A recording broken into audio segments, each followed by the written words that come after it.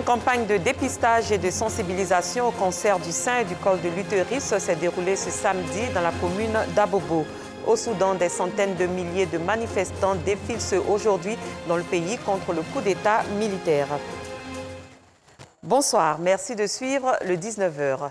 La commune d'Abobo a servi de cadre ce samedi à une campagne de sensibilisation et de dépistage des cancers du sein et du col de l'utérus. Une initiative de l'ONG Amis Solidaires pour détecter très tôt ces deux pathologies qui affectent plus de 10 000 femmes en Côte d'Ivoire. Assistant Diarra, Joël Gossi. Sarah Ouattara, la trentaine révolue, s'est rendue ce matin à l'EPP Ouantoué dans la commune d'Abobo pour se faire dépister des cancers du sein et du col de l'utérus. Bon, je vais appeler mes camarades femmes de venir se faire dépister. Il n'y a rien de méchant là-dedans, c'est pour juste nous donner des conseils pour voir si on va bien. Puisque nous sommes des mamans, on fait des enfants. À la longue, ça peut nous créer d'autres problèmes. Donc, il faut juste venir se faire dépister pour prévenir la maladie. Une campagne de sensibilisation et de dépistage organisée par l'ONG Amis Solidaires. Selon la présidente, l'objectif de cette ONG est de lutter contre les cancers du sein et du col de l'utérus, qui touchaient 12 000 personnes en Côte d'Ivoire en 2017, selon des chiffres officiels. Elle a lancé un appel aux personnes de bonne volonté afin qu'elles l'aident à mener ces actions en faveur des populations. Ça fait 3 ans que nous menons la campagne sur le cancer du col de l'utérus et des seins. Le cancer qui est un tiers silencieux aujourd'hui, aujourd'hui en tout cas c'est beaucoup connu par les femmes. Nous avons fait une première édition à Niama, la deuxième édition était à la Riviera. Aujourd'hui c'est la 3e édition que nous sommes en train de faire à Bobo. Moi je suis une sage-femme dans le privé et chaque année quand je finis de faire Octobre Rose, je commence en novembre à économiser dans mon salaire que je fais un budget. Pour l'occasion, les sages-femmes n'ont pas manqué de se prononcer sur les moyens de prévention des cancers du sein et du col de l'utérus. Créée en 2012, l'ONG Amis Solidaires mène des actions en faveur des femmes, des orphelins et des populations vulnérables.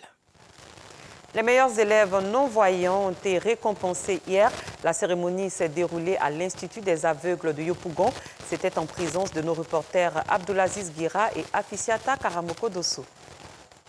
Sac à dos, tenue des grands jours, Kevin Mwanga reçoit sa récompense ce vendredi. Malvoyant depuis l'âge de 2 ans, Kevin a obtenu 263 points au baccalauréat. Il est désigné meilleur bachelier malvoyant de Côte d'Ivoire. Ma joie aujourd'hui est innommable, je vais le dire ainsi, parce que c'est plus qu'un plaisir de se savoir soutenu, de se savoir récompensé, quand on sait que le travail qu'on fait est vu de tous ou encore il y a des personnes qui sont admiratifs. À l'instar de Kevin, plusieurs élèves sont récompensés par l'ONG Save the Blind, en collaboration avec la famille du 27 octobre, un groupe composé de natifs du mois d'octobre. Objectif, encourager et créer une émulation au sein des élèves malvoyants. Je voulais leur dire merci parce que grâce à leur cadeau, ça booste certains autres élèves qui n'ont pas pu avoir leur cadeau pour pouvoir travailler mieux pour en recevoir et qu'ils puissent continuer les œuvres. Cette cérémonie pour permettre aux personnes en situation de handicap d'avoir un esprit compétitif, voilà, de se hisser au rang des grands. Cette initiative bénéficie du soutien de l'artiste DJ Lewis, également membre de la famille du 27 octobre. Tout ce que je peux dire à ces enfants, c'est beaucoup de courage. L'artiste DJ Lewis que je suis, qui s'est proposé à être leur ambassadeur, sera leurs yeux à compter de ce jour. Je serai avec vous, partout où je suis, au moins une fois dans l'année, je serai là ou 2 fois dans l'année. Ça, retenez-le. Au total, ce sont 7 élèves majors de promotion qui ont été primés. Outre ces récompenses, des remises de dons de la famille du 27 octobre à l'Institut des aveugles, des prestations d'artistes et un concours de danse ont marqué l'événement. Le ministère des Transports lutte contre l'insécurité routière sur l'axe Abidjan-Ouagadougou. Elle a initié une campagne de sensibilisation aux accidents de la circulation, une action qui s'inscrit dans le cadre de la stratégie nationale routière adoptée le 7 juillet 2021 en Conseil des ministres. Le ministère a procédé mardi dernier dans les locaux de l'Office de sécurité routière au lancement de cette campagne de sensibilisation. Afisiata Karamoko Dosso. Les chiffres sont alarmants. Les accidents de la circulation connaissent une hausse de 21% sur la période de 2013 à 2019 selon le ministère des Transports. L'axe Abidjan-Ouagadougou n'est pas en reste. Pour protéger les usagers vulnérables, le ministère des Transports décide de passer à l'offensive. Donc à l'action. Et cette sensibilisation s'inscrit donc dans le cadre de la stratégie nationale de sécurité routière. Cette stratégie a donc plusieurs paliers. Et ces paliers visent le renforcement de l'éducation et de la sensibilisation des conducteurs des 2 et 3 roues. L'Office de sécurité routière, l'OSER, entend accompagner cette campagne à travers un déploiement de ses agents dans plusieurs villes du pays. L'équipe de campagne constituée de 6 agents de l'OSER se scindera en 2 groupes. Le groupe A se chargera de la sensibilisation et de la formation des usagers des 2 et 3 roues.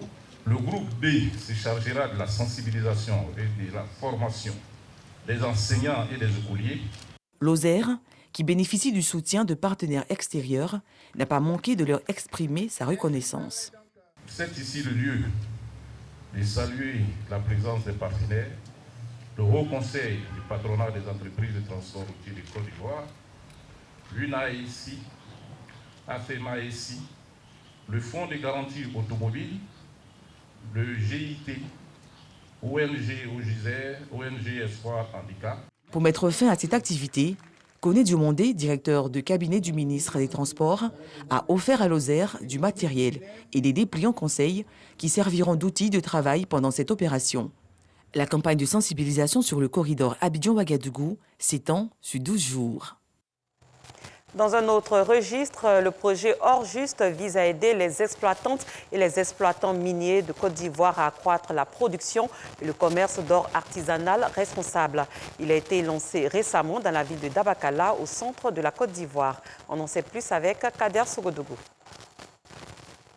La déforestation, les problèmes de santé chez l'homme allant jusqu'à la mort sont entre autres des conséquences de l'orpaillage mal pratiqué.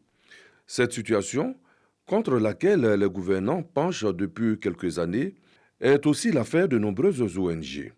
L'ONG canadienne Impact à Dabakala lance son projet Or-Juste. Ce projet a pour objectif de mieux structurer le travail artisanal minier et de le rendre professionnel. On ne savait pas que des orpailleurs pouvaient vivre dans un local comme une administration normale. Nous, on pensait que tout était focalisé sur la parcelle. Selon le gestionnaire du projet, Or-Juste, c'est un nouvel ère pour le secteur minier ivoirien en termes de perception de l'orpaillage. Sur le site d'exploitation, il s'agissait de mettre en place un système de traçabilité de l'or artisanal pour que l'État puisse avoir les moyens de contrôler ce qui se passe sur le site d'exploitation artisanale, contrairement aux autres sites où c'est le désordre qui règne, et l'informalité, la clandestinité. Le préfet de la région du Hambol a axé sa communication sur les effets néfastes de l'orpaillage et salue l'initiative d'améliorer le système minier. L'ONG Impact, au terme de sa mission à Dabakala, peut compter sur la coopérative Copeda pour mettre en valeur toutes les recommandations reçues au cours du séjour dans le Hambol. Rendons-nous dans la ville de Mans, à l'ouest du pays. Les membres de l'Observatoire de la cohésion sociale y ont tenu une rencontre. Il s'agit d'une concertation autour de questions liées à la cohésion sociale. Les explications d'Abdoulaziz Guira et Georgette Ido Fofana. Responsable et membre de la commission régionale de l'Observatoire de la solidarité et de la cohésion sociale du Tonkoui, réunis à la direction régionale.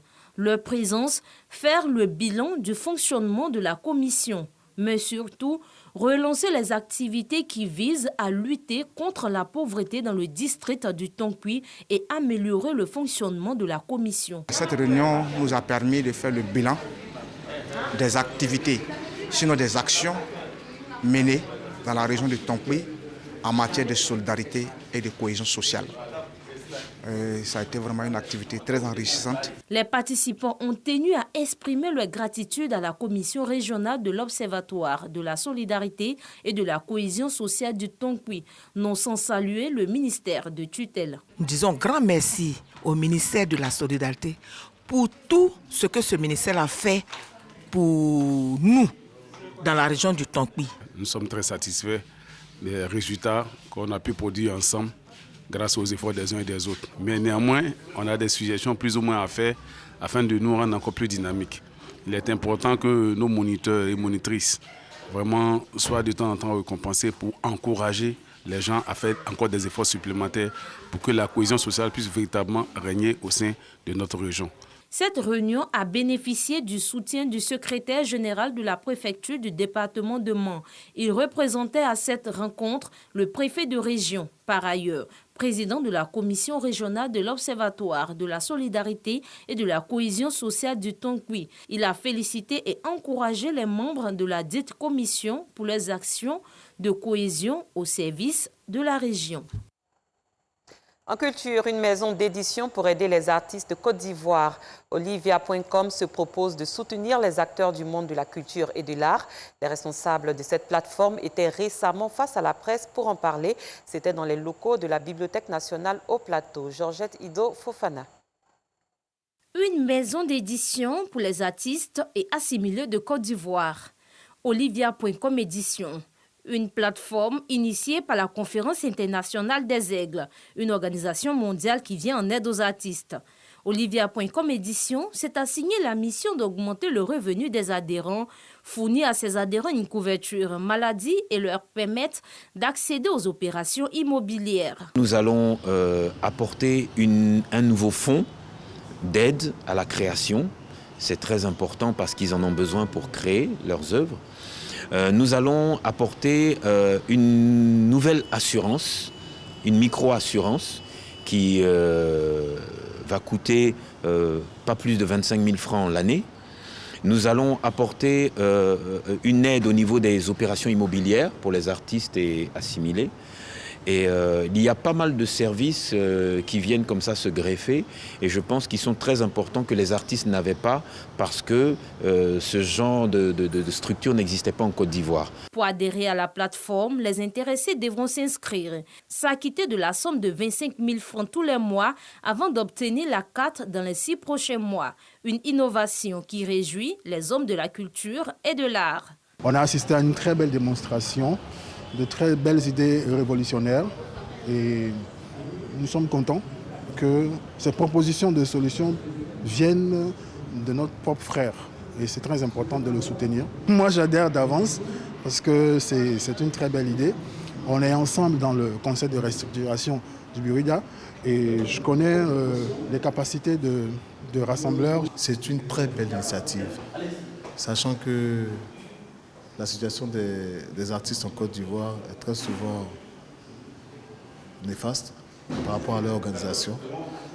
Ça fait plaisir de voir le grand frère Stézo mettre du sien pour que certaines situations puissent changer, pour que nous puissions être suivis, parce que c'est un suivi, c'est une organisation. Je pense que si nous sommes solidaires à ce projet, chacun de nous pourra vraiment s'en sortir, chacun de nous aura un avenir vraiment artistique. Créée en 2019, la plateforme Olivia.com édition est une régie publicitaire qui apporte son savoir en termes d'accompagnement, de marketing et de conseil aux acteurs de la culture. À l'étranger, au Soudan, les opposants au coup d'État militaire organisent une démonstration de force contre le général Abdel Fattah al-Burhan, auteur du putsch de lundi dernier. Ils sont bien décidés à remettre en route la transition démocratique, malgré 5 jours de répression meurtrière qui ont fait au moins une dizaine de morts et des dizaines de blessés. La manifestation a commencé ce samedi 30 octobre. Ils ont commencé en début d'après-midi. 2 manifestants ont été tués par les forces de sécurité à Omdurman, ville jumelle de Khartoum. Et les dirigeants du G20 sont réunis ce samedi dans la capitale italienne pour leur première réunion en présentiel depuis le début de la pandémie de Covid-19. La Russie et la Chine sont les 2 grands absents de ce sommet. Au programme des discussions, la lutte contre le Covid-19, la relance économique mondiale, mais surtout le climat, alors que la COP26 doit débuter dimanche à Glasgow, en Écosse. Ainsi s'achève cette édition. Merci de votre fidélité. Excellente fin de soirée. À demain, même heure.